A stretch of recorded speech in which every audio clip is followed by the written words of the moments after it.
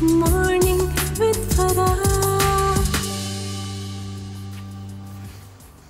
Welcome back ATV morning with Farah में खुश आमदीद। मुझे मालूम है कि गर्मियों की छुट्टियां हैं और हम सब प्लान कर रहे होते हैं। मुझसे कई लोग पूछ रहे होते हैं कि बच्चों के लिए हम ये वाली एक्टिविटी सोच रहे हैं, वो वाली एक्टिविटी सोच रहे हैं, कहाँ पे स्विमिंग के लिए जाना चाहिए, कहाँ पे क्या एक्टिविटी होनी चाहिए।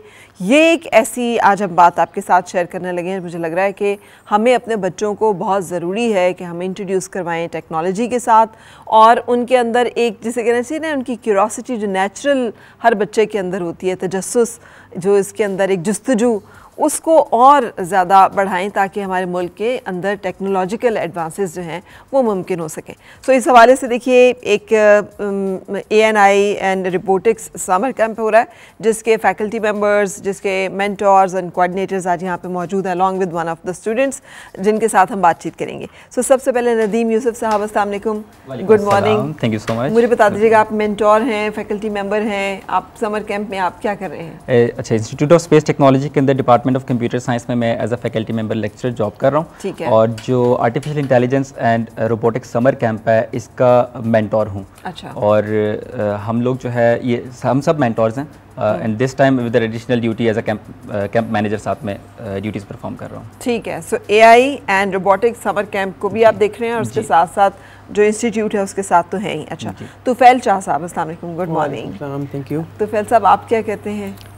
मैं भी इंस्टीट्यूट ऑफ स्पेस टेक्नोलॉजी में as a lecturer computer science department में सर्विंग कर रहा हूँ। इसके साथ साथ AI and robotics summer camp में एज अ मेंटोर जो है साथ में सर्व कर रहा हूँ, और हैंड्स ऑन एक्सपीरियंस जो है ना बच्चों को जो दिया जाता है उसके साथ साथ उनकी हेल्प कर रहा हूँ। बिल्कुल सही। Zille Huma, good morning, thank you for joining. आप क्या करती हैं ज़िले-हुमा? मैं डिपार्टमेंट ऑफ इलेक्ट्रिकल इंजीनियरिंग में फैकल्टी मेंबर हूँ एज अ लेक्चरर। और ये जो हमारे पास कैंप हो रहा है AI एंड रोबोटिक्स का, इसमें एज अ मेंटोर और कोऑर्डिनेटर दोनों जॉब्स कर रही हूँ। बिल्कुल सही। और इसी तरह डॉक्टर सानिया ज़फ़र भी हमारे साथ हैं।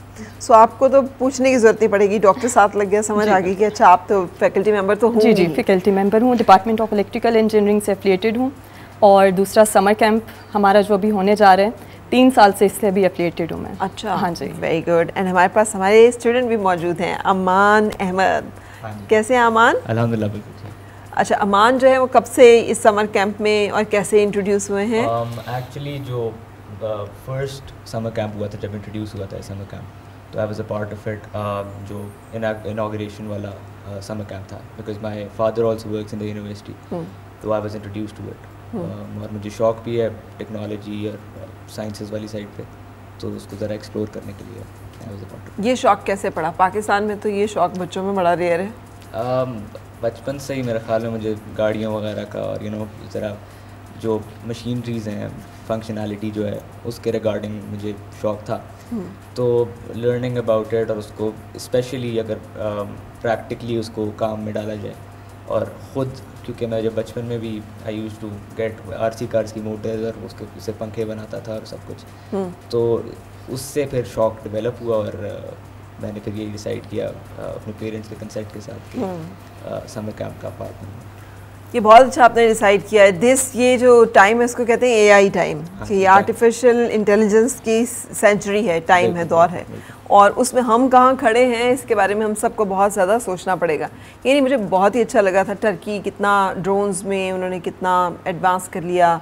अभी ईरान ने जब अटैक अपना लॉन्च किया था तो ड्रोन्स के साथ ही था, और सब वो चीज़ें थी जो कि उन्होंने ख़ुद बनाई हुई थी। सो ये हर मुल्क जो है, हर नेशन इस तरह से इस मामले में आगे बढ़ी। आपके ख्याल में वेयर वी स्टैंड, हम कहाँ पे हैं? अच्छा फरा, हमने जब इट्स बिन 3rd ईयर कि हम जो है ना समर कैंप करा रहे हैं। बच्चे क्योंकि डिजिटल एरा चल रहा है, बच्चे टेक्नोलॉजी से ऑलरेडी इंट्रोड्यूस्ड हैं। हम जिस इन एजेस में जिसमें बच्चों के पास अभी स्मार्टफोन्स हैं, हमारे पास ये चीज़ें नहीं थी होती। तो बहुत छोटे बच्चे के पास अपने स्मार्टफोन्स हैं, गेमिंग्स के अंदर बहुत नेक्स्ट लेवल तक ही पहुँचे हुए हैं, तो इनको अवेयरनेस ऑलरेडी है। हमने समर कैंप में ला के ये चीज़ जब हमने इंट्रोड्यूस किया, तो हम एक्चुअली कम्युनिटी को एक अपॉर्चुनिटी प्रोवाइड करने लगे थे कि हम इनको कटिंग एज टेक्नोलॉजी, AI का दौर चल रहा है, इनसे इंट्रोड्यूस करवा दें।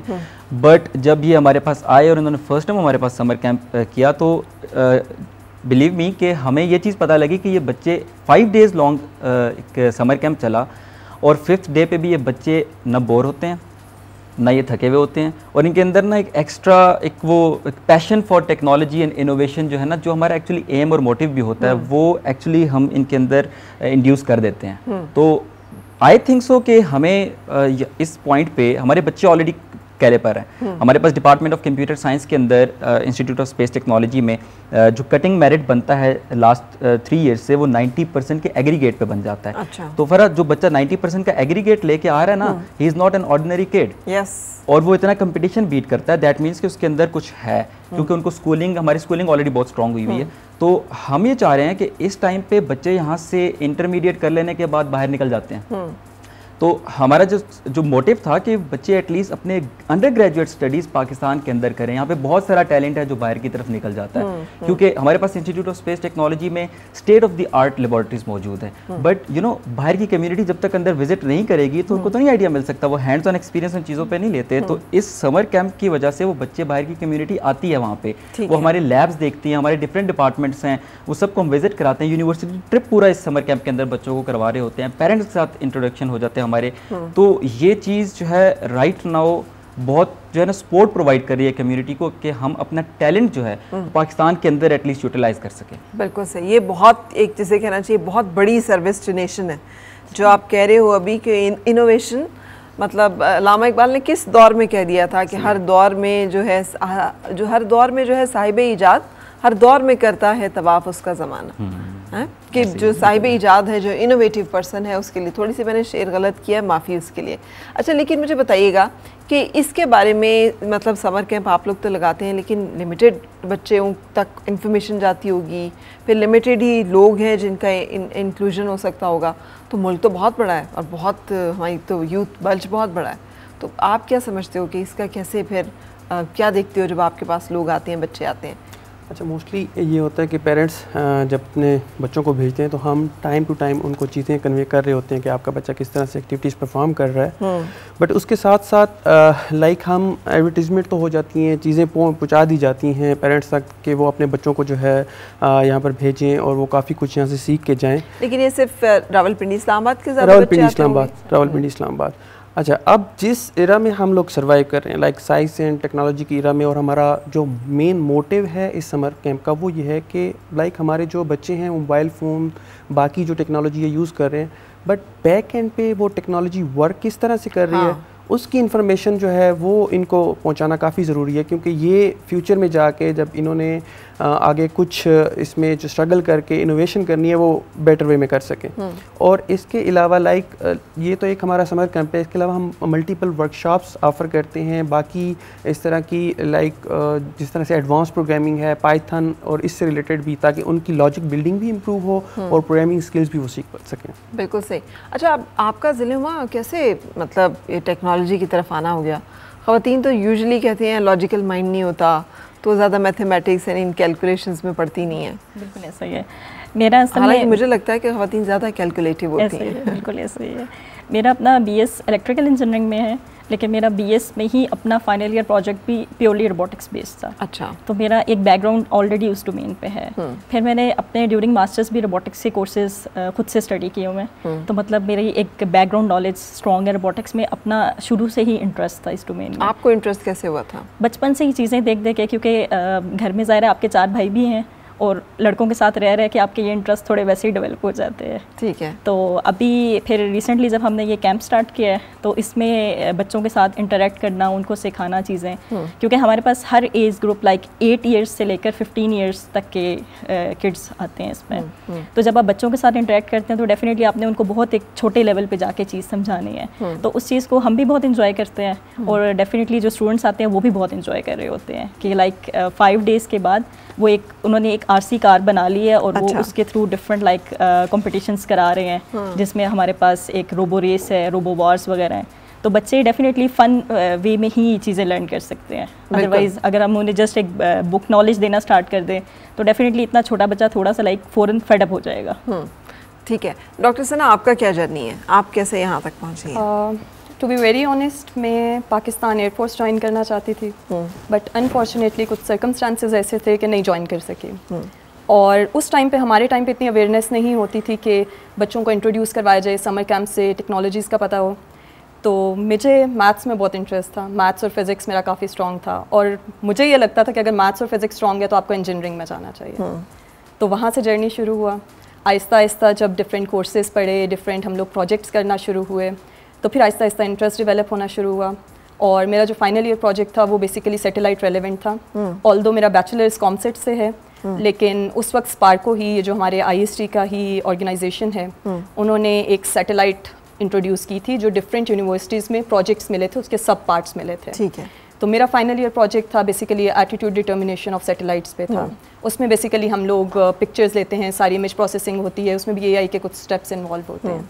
तो वहाँ से जर्नी शुरू हुई और इतना इंटरेस्ट हुआ, फिर मैंने मास्टर्स किया, उसके बाद PhD भी उसी में की। और अगेन मास्टर्स और PhD में क्योंकि AI का मुझे कॉन्सेप्ट काफ़ी अच्छे से क्लियर हो चुका हुआ था, तो AI विद इलेक्ट्रिकल इंजीनियरिंग की मेरी सब स्पेशलाइजेशन है वायरलेस कम्युनिकेशन। ठीक है। और तो AI को मैंने इंट्रोड्यूस कर दिया जी, वायरलेस कम्युनिकेशन के साथ इंटीग्रेट किया एंड देन उस पर काम शुरू कर दिया। और ये PhD आपने यहीं से किया? PhD मेरी इंस्टीट्यूट ऑफ स्पेस टेक्नोलॉजी से है। बिल्कुल सही। और आप देखती हैं जो PhD हमारे यहाँ पर हो रही है और उसको जब हम कंपैरिजन करते हैं, पिछले दिनों एक रिपोर्ट आई थी और वो बड़ी खौफनाक थी, जिसमें उन्होंने 2 मुल्कों को उन्होंने कहा सऊदी अरेबियंस सबसे ज़्यादा प्लेजरिज्म और पाकिस्तानी जो हैं वो भी उस लिस्ट में कहीं थे, मगर आई मीन और ये बड़ी अफसोसनाक बात थी कि आपकी जो स्कॉलरली वर्क है वो भी उस लेवल का नहीं है। अच्छा फरा, ये फिर केसेस वेरी करते हैं, ये नहीं हो सकता है कि कोई एक आधा केस आ गया हो तो उसकी हाइप इतनी ये लोग क्रिएट कर देते हैं कि जी सभी लोग ओवरऑल ही सब कुछ उसमें आ जाता है। लेकिन ऐसे नहीं है, क्योंकि हम लोगों के पास ऑल्दो रिसोर्सेज हमारे पास लिमिटेड हैं, लेकिन हम लोग कोशिश करते हैं कि बेस्ट हम लोग किया करें। जैसे मेरी रिसर्च थी तो उसमें हमें डेटा चाहिए था। अब डेटा ऑब्वियसली बहुत कॉस्टली होता है, तो हम लोग उससे क्या करते हैं, हम लोग सिंथेटिकली डेटा जनरेट कर लेते हैं, अपने एल्गोरिदम्स प्रपोज करते हैं। अगेन नॉवेलिटी की यहाँ पे बात आ जाती है। तो जब एक नॉवल एल्गोरिदम आता है और उसको हम लोग इधर प्रपोज करते हैं, और ऑब्वियस सी बात है कि जब हम लोग रिसर्च करते हैं तो वो हमारे फिर जो है आर्टिकल्स पब्लिश होते हैं। तो जब डिफरेंट रिसर्चर्स डिफरेंट जगह के उसे पढ़ते हैं, डिफरेंट कंपनीज के पास जाता है, तो वो कहीं ना कहीं फिर प्रैक्टिकल इम्प्लीमेंटेशन उसकी शुरू हो जाती है। ठीक है, ठीक है। अच्छा अमान, ये जैसे अभी बात कर रहे थे कि मोबाइल सबके पास होता है, मगर ज़्यादातर लोग इस मोबाइल से टिकटॉक बनाना या रील्स बनाना या पिक्चर्स बनाना इस तरह की चीज़ें करते हैं। ये जो बैक एंड ये जो कि ये जर्नी है कि काम कैसे हो रहा है, टेक्नोलॉजी काम कैसे करती है, ये इंटरेस्ट जो है ये आपको अपने दूसरे बच्चों में, साथियों में, कंपेनियंस में नज़र आता है? It depends. वैसे मेरे ख्याल में अगर आपकी बचपन से ही ये शौक़ इस तरह नहीं है कि आपको एकदम से डेवलप हो जाए, स्लोली एंड ग्रेजुअली मैच्योर होता है और बिल्डअप होता है। तो अगर तो वालिदैन के ऊपर मेरे ख्याल में बहुत डिपेंड करता है कि अगर तो उनकी तरफ से एक काइंड ऑफ मोटिवेशन हो और सपोर्ट हो, बैक हो, तो ऑटोमेटिकली बच्चा इस साइड पे डेविएट। यानी क्या सपोर्ट और कैसे बैक कर सकते हैं पेरेंट्स, कैसे मोटिवेट कर सकते हैं? मेरे ख्याल में अब एट दिस स्टेज तो अब मैं बड़ा हो गया हूँ कंपैरेटिवली, बट जब छोटा होता है बच्चा 3-4 साल का, 5-6 साल का, तो तब अगर वालिदैन इंट्रोड्यूस करवाएं इन चीज़ों से, और वालिदैन इंस्टेड ऑफ आजकल बच्चों को पोएम्स वगैरह, कार्टून्स वगैरह, उसके अलावा अगर आप इस तरह की इंफॉर्मेटिव चीज़ें, not very complex yet informative, अगर उनसे इंट्रोड्यूस करवाएं तो मेरे ख्याल में बच्चों में ऑटोमेटिकली ना स्लोली एंड ग्रेजुअली ये शौक मैच्योर होता जाता है, और with time they reach a level where there at a point कि वो कहते हैं कि नहीं, we have to pursue our career in this field as well. तो स्लोली एंड ग्रेजुअली ये चीज़ें होती हैं। और साथियों की जहाँ तक बात है तो वही बात है कि it depends on the parents, जिस तरह से उनकी ब्रॉट अप हुई है, जिस तरह से उनको पले बड़े हैं, तो कम्प्लीटली उस चीज़ के ऊपर डिपेंड करती है। कितने आउट ऑफ 10 कितने आपके जो कंपेनियंस हैं या साथ के बच्चे हैं वो आपको लगता है इंटरेस्ट उनके आपके जैसे हैं? इसका ज़रा थोड़ा सा मैं मोल्ड करके जवाब दूंगा, बिकॉज इस स्टेज के ऊपर ना जब O लेवल्स और A लेवल्स चल रहा होता है तो वैसे भी ज़रा इन चीज़ों से हट के एकेडमिक्स की तरफ ही, एकेडमिक्स के ऊपर इतना इंटरेस्ट नहीं होता। मगर अगर देखा जाए तो जब इस स्टेज के ऊपर से बच्चा निकलता है तो उसके आपने बेसिकली देखना ये है कि when the kid reaches the university level तो तब क्या उसके तासुरात हैं। तो मेरे ख्याल में अगर मैं अपना अंदाज़ा लगाऊं तो आपने आउट ऑफ 10 पूछा है तो मे बी 7-8 लड़के ऐसे होंगे। 7-8 लड़के? एग्जैक्टली। लड़कियां नहीं? ऑल बॉयज स्कूल है मेरा। अच्छा, ऑल बॉयज स्कूल है, बिल्कुल। बट आई एम श्योर जितनी लड़कियों को भी मैं जानता हूँ इट्स नॉट एज इफ के लड़के ही सिर्फ परफॉर्म कर सकते हैं साइंसेस वाली साइड पे। इट्स वो मेरे ख्याल में वो जो जेंडर वाली चीज़ है वो निगलेक्ट हो जाती है। श्योर, यहाँ पे 2 ख़वातीन मौजूद हैं, तो हम कैसे कह सकते हैं कि ख़वातीन नहीं कर सकते। और इट्स नॉट एज इफ के सिर्फ लड़के कर सकते हैं, लड़कियाँ कर सकती हैं। वो जेंडर डिस्टिंक्शन मेरे ख्याल में जो डिस्टिंग्विश करना है उसके बीच में वो ख़त्म हो जाता है। वो ख़त्म हो जाता है। डू यू एग्री डॉक्टर सना कि जेंडर इम्पोर्टेंट नहीं रहता? नहीं, जेंडर इम्पोर्टेंट नहीं है। ये जो आपके वो टास्क इक्वालिटी है, आप कह सकते हैं कि इक्वालिटी है उसमें। और हम लोग ये ऑब्जर्व भी करते हैं क्योंकि हमारे पास स्टूडेंट्स जब आते हैं तो रेशो अच्छी होती है फीमेल स्टूडेंट्स की। अच्छा, दैट्स गुड न्यूज़। हम एक ब्रेक के लिए यहाँ पे रुक रहे हैं और ब्रेक के बाद फिर आपसे मिलते हैं। और मिलके गुनगुनाए हैं गुमशुदा जो खुशियाँ।